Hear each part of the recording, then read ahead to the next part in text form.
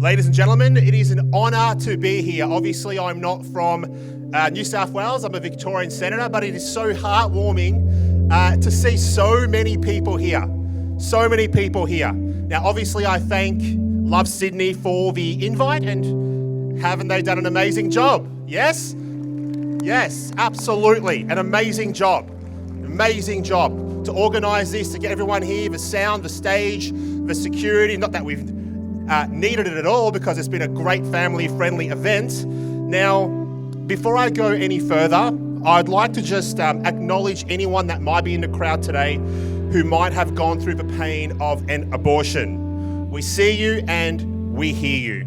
It's obviously a very difficult thing to go through, and thank you for being here today. Now, we're not here to judge you. We're not here to condemn you. We're here to care for you. We're here to talk about the situation that you have been put in, by those in a position of power. Those in a position of power because of this. Now, our politicians, what do? They make laws that shape our culture. They make a conscious decision to promote abortion. And they promote and celebrate abortion over the joys of parenthood and of life. That's what they do. They celebrate the ending of a precious life rather than offering real options to those women who face challenges in their pregnancy. Now, this is obviously evidenced by a recent South Australian report that shows that 96% of abortions are conducted for a woman's mental health. 96%. Now, is ending the life of another human while he or she is still alive inside their mother the best solution that our government and our politicians can come up with? Is that the best? I don't think it's good enough.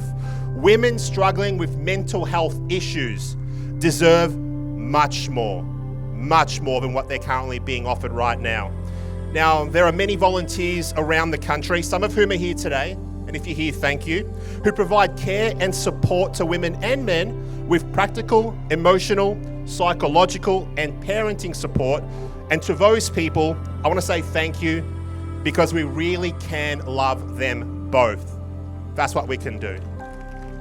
Now, if you need this kind of support, please contact Pregnancy Help Australia. Now, sadly, we know from government reports that, on average, in our nation, more than one baby a week is born alive as a result of this failed abortion and left to die. Let that sink in. Now, the problem is getting worse. It's getting worse. The numbers in Queensland have doubled in the past 10 years. Now, these precious babies, they're all over 20 weeks of gestation. Now, in all states and territories, except for South Australia and here in New South Wales, there is no legal requirement to render care. No legal requirement to render care to a baby born alive as a result of this failed abortion. Now, I'm going to show you one very real example of this. Just give me one moment. This is how big baby Jessica Jane was. We know from a Northern Territory coroner's report that Jessica Jane was born alive after a failed abortion. She weighed 515 grams, about the size of this baby right here in my hands. She was placed in a cold metal kidney dish after her birth, where she lay and she cried for about an hour and a half before she died. This is how real this is. That was hard to do for me as a grown man, to be affected like that by looking at that baby. That really tells you something. Now, the nurse on duty was placed in an unthinkable position. She advised the coroner that she contacted the doctor to inform him that Jessica Jane was alive and showing significant signs of vitality and viability. The doctor's response to her was one word: so. That's it. So, heartless, and humane, in my opinion. Now, Jessica Jane, she died that night. She died alone, and sadly, she's just one example of many. Ladies and gents, that is a collective stain. It's a stain on the collective soul of our nation. That's what that is, an absolute stain. Now, we must ensure, and we can ensure, and we will ensure that this never happens again. It's not right. Now, a bit about what I've been up to in the Senate. I've joined Senator Matt Canavan, Senator Alex Antic, to introduce what we've called the Born Alive Bill. Now, this bill, if passed, thank you.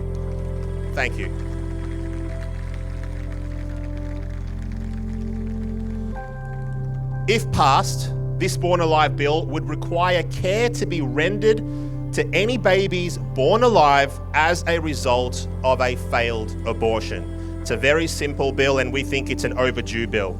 Now, I must acknowledge George Christensen, the courageous former member for Dawson, who first introduced this bill.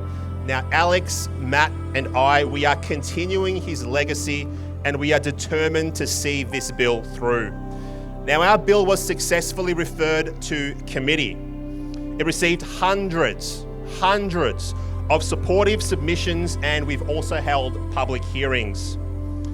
In those hearings, we heard some fairly horrendous stories from midwives, coroners' cases, lawyers, support workers. It was not easy at all.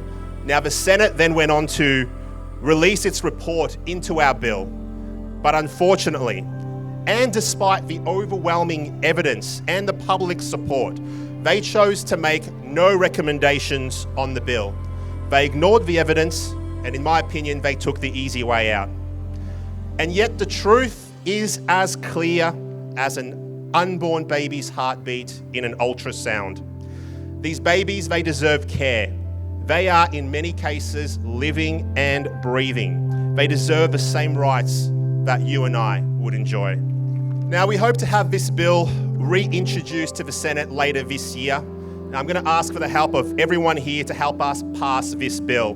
Get involved, sign up for Love Sydney, follow on social media, follow me on social media so that you can keep up with what you can do to help. Now, this injustice cannot be hidden, and so we will continue to declare the truth until it becomes more widely known than the lie, and they will have to pass this bill eventually. And if they don't do it this time, I assure you that we will not stop trying. We will not stop trying until these babies receive the care that they deserve, and this is just the beginning of our fight for the unborn. It's not the end. It's not the end at all. It can't be the end. We can't just let this continue. Now, the Christian faith, what does it teach us? It teaches that the only child God ever intended to be sacrificed was his own child. That's it.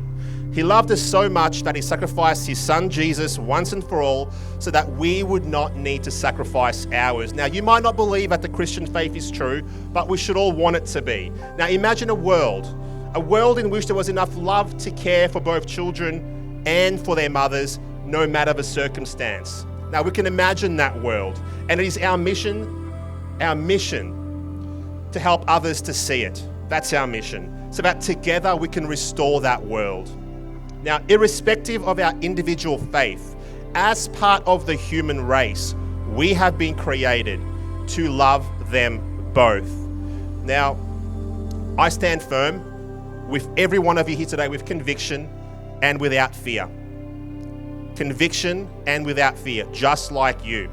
Now, the unborn are unable to speak, and those hurting with post-abortion grief often feel alone and lost. Without us, they go unheard, and often they go without care. We must be their voices until eventually they can find their own. God bless you, and God bless our nation. Thank you, ladies and gents.